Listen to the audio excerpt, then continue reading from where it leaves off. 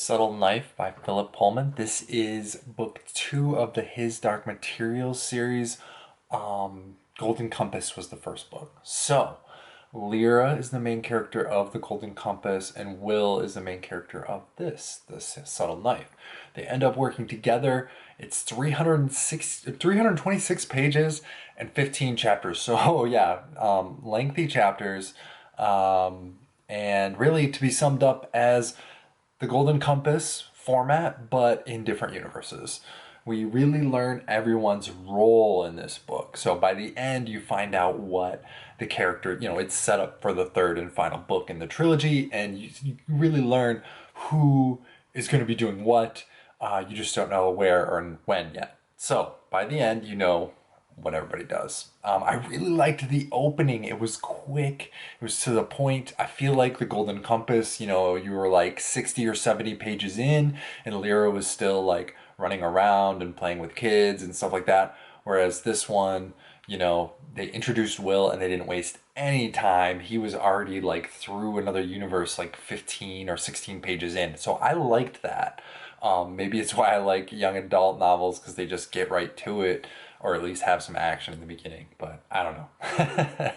Anyways, like I said, a window to another world, right? Will follows a cat, and the cat jumps through a window in the middle of the street. So, dangerous in and of itself to cross the street and stand in the middle of the road.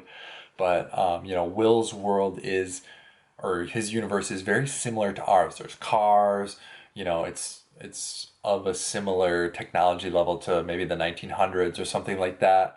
And so it was really easy to connect with and follow along. And then he jumps into this Italian style city, Cittàgazze. I don't know how to pronounce it. There was a couple Z's in there, and it's seemingly empty, but Lyra stumbles across him. Lyra, I'm not sure how to say her name, but either way, they meet up.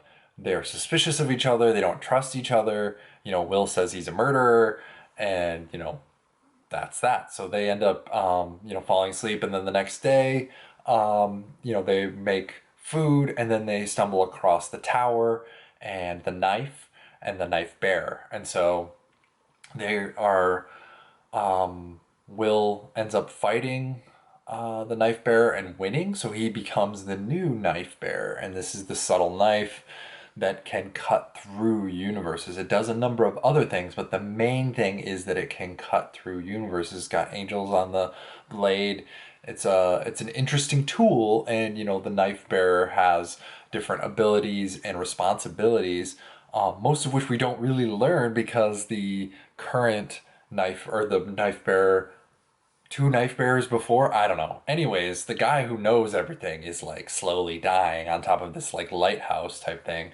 So he only briefly explains how to cut through the universes, and I really liked that it was similar to reading The Golden Compass with Lyra. He has to be in a trance. He has to be focused. It's like that style of focus and commitment. So I liked that. So they find the knife bearer. They cut between worlds, and there's these specters that are after adults who, they feed on consciousness and attention. So, but it only happens when you become an adult. So it's kind of like this edge somewhere in the teenage, stages. The dust settles, and your consciousness changes, or your dust changes, and there's these kids running around this town, and they ran through portals to escape. And of course, knife bearers apparently in the past forgot to close up the windows. Apparently the knife bearer has the ability to close windows in addition to opening them. And so if they're left open, bad things happen, and people can just pop through at any time, which is how the kids got there. They were being chased by the specters. So the specters aren't in Will's world, or if they are, he doesn't know about them. But we also run into the angels and the witches. So this is like the assembly of the forces, right? All of the forces going to assault, I think it's called the Clouded Mountain or something.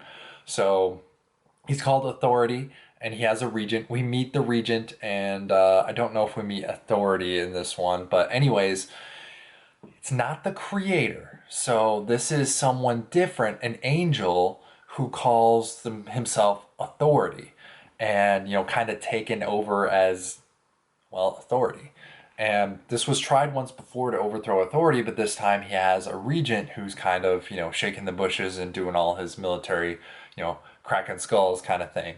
So, lots of setup, lots of build up, getting people in the right places, all the interactions, all that stuff.